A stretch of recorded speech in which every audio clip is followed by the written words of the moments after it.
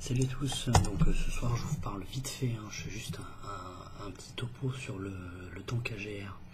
Donc le tank AGR, j'ai été assez impressionné par la qualité de fabrication, premièrement. C'est vraiment quelque chose que j'ai rarement vu ça sur du matériel chinois.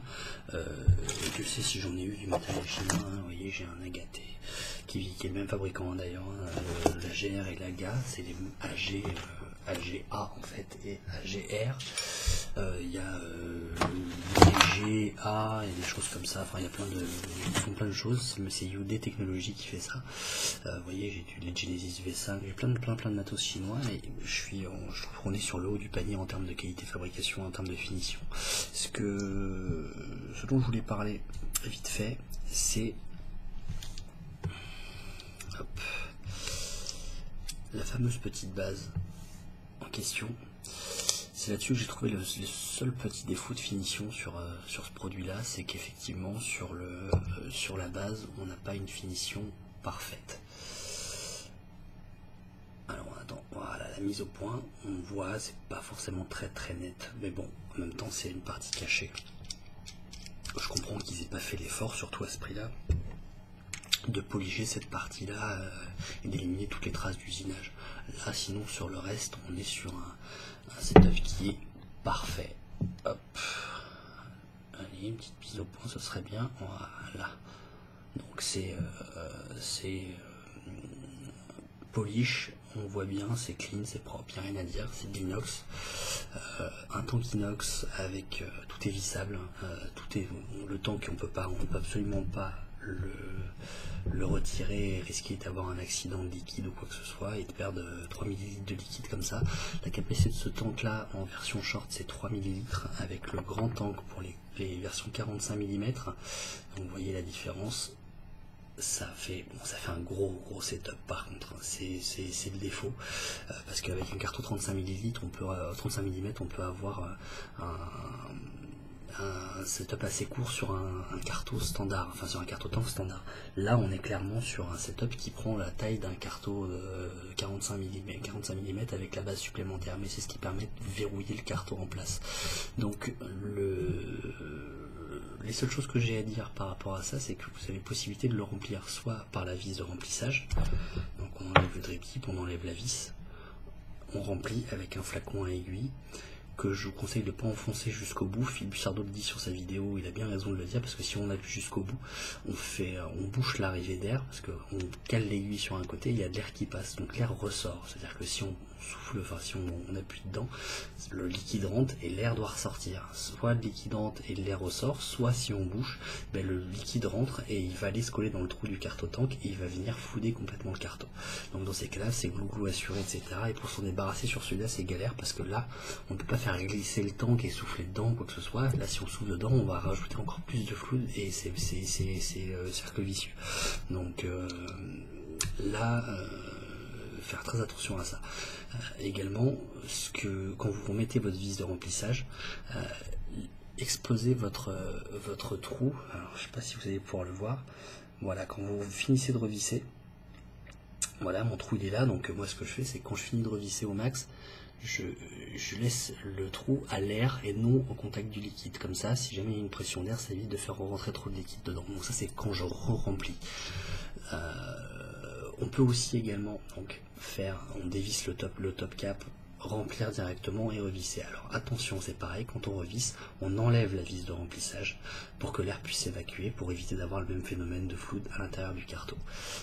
Beaucoup de gens qui ont débuté avec ce carton-là n'ont pas forcément pensé à ça, et donc ils se retrouvent avec des problèmes de gloutage qu'ils n'avaient pas sur un carton tank classique, effectivement. Donc bien faire attention à ça, c'est la seule chose. Étant donné que tout est verrouillé, on n'a que deux moyens de remplir, et dans les deux cas, il y a moyen effectivement de faire rentrer trop de liquide dans le carton.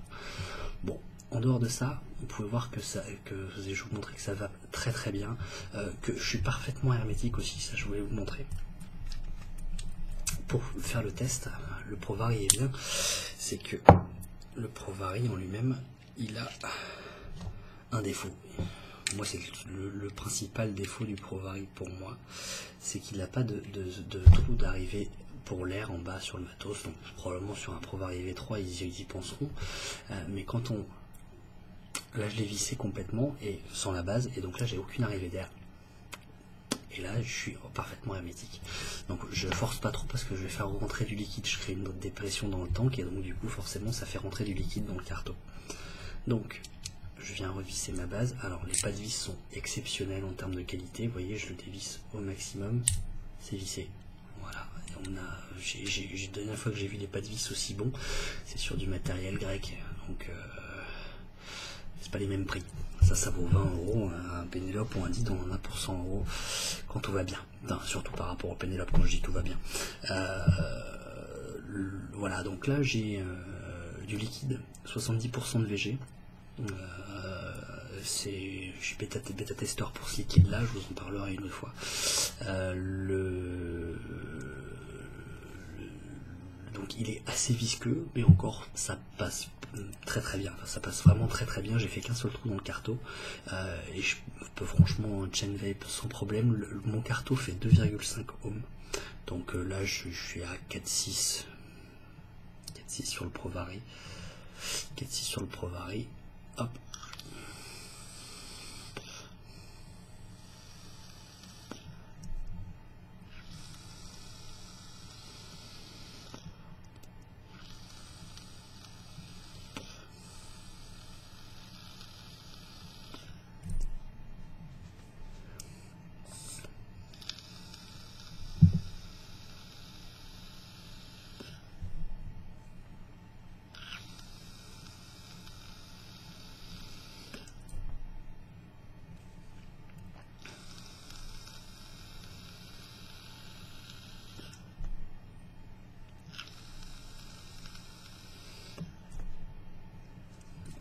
Je peux chain vape comme ça pendant 1 heure.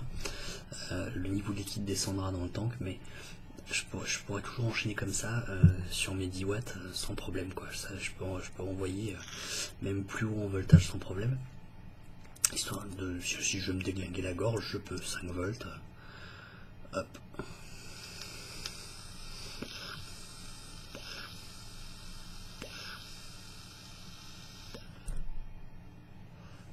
Voilà. Ça devient très vite l'ombre.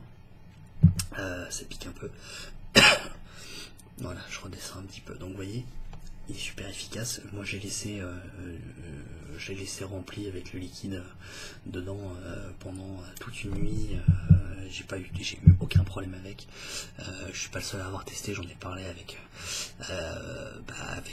Alt entre autres parce que c'est lui qui me l'a fourni de son shop, son futur shop qui va bien pas tarder à ouvrir pour Espace Vape. Donc c'est un petit peu un pré-test au niveau de son matos. Donc matos de qualité, ça bouge pas. Le seul petit défaut en dehors du défaut de finition de la base, c'est que les tanks sont pas parfaits. Je veux dire, il y a des traces effectivement d'outillage dessus. Ils sont légèrement rayés. C'est pas grand chose. C'est la seule chose qui me dérange un peu plus, c'est ça. Le fait que, bon, alors c'est pas du Pyrex, donc l'avantage c'est que ça va pas péter au moindre petit choc, etc. Mais par contre, ça peut être sensible à certains types de liquides. Donc attention, tout ce qui est cannelle, citron, etc. sont des arômes qui attaquent le PMMA. Et donc ça peut s'abîmer avec le temps. Donc des craquelures ou des changements de couleur, des changements de teinte au niveau du temps qui peut blanchir en fait. Voilà, donc si aussi les drip types Ming de ce type là peuvent ne pas aller parfaitement si la base est trop large parce que la vis de remplissage viendra, là encore celui-là passe bien, il passe juste, il arrive, il touche à peine la vis, donc du coup il n'est pas décalé. Mais je sais que sur certains le problème se posera, mais beaucoup moins que sur un privé ou ce genre de tank où là ils sont tout petits et la vis est vraiment très proche du trou pour le drip tip, donc du coup là le drip tip il part comme ça par rapport à la taux et donc là c'est clairement pas compatible. Donc attention au type de drip tip que vous allez utiliser. Sinon pour tout le reste c'est un carton-tank qui est parfait, si ce n'est aussi ça peut déranger certaines personnes, c'est que le système de fixation du carto est prévu pour des cartos percés, qu'on perce nous-mêmes ou en pré-percé, mais sans jupette, comme pour les DCT ou les F16, F17, etc. Un carto à jupe ne passera pas dans ce carto-là, on ne pourra pas venir le visser dans la base en dessous. Donc là, c'est à proscrire. Donc soit on perce soi-même, soit on achète des cartos pré-percés, mais sans jupette. Donc perso, j'utilise un carto punch tout simple. Je sais pas si je l'ai là. Non, je l'ai pas là, je vous le montrerai pas, mais c'est un système à vis qui va venir se visser directement. Moi, ce que je fais, c'est que ce qui est bien avec ça, c'est qu'on n'a pas besoin de faire un marquage au marqueur ou quoi que ce soit. On visse son carto, on vient foutre son puncher et on vient visser, et c'est bon, c'est fait. Voilà, donc un grand merci à Altmenorg, donc qui ouvre sa boutique pour le petit test du tank AGR, et c'est du super matos. Franchement, pour moi, c'est le meilleur tank que j'ai testé. J'ai testé le Liquinator, j'ai testé les DCT évidemment chinois, le F16, j'ai testé c'est pas le privé, c'est le même, mais en tout petit et sans vis de remplissage. J'en ai testé un petit paquet, et pour moi c'est le meilleur que j'ai testé. C'est pas le plus joli, c'est pas le plus sexy à première vue, mais en tout cas en termes de performance, il est vraiment excellent. En termes de qualité de fabrication, il est excellent. Et il fait le job. Il a une capacité qui est super appréciable, même en mode short, entre guillemets encore, il est super efficace. Voilà, mais écoutez, aujourd'hui je ferai pas de vidéo d'editing ou quoi que ce soit parce que je n'ai pas le temps. Je me contente de faire une vidéo simple sans fioriture, et c'est juste pour vous apporter ce petit retour sur ce matos là qui est pour moi un excellent produit. Et écoutez, je vous souhaite une bonne soirée et puis bonne vape à tous.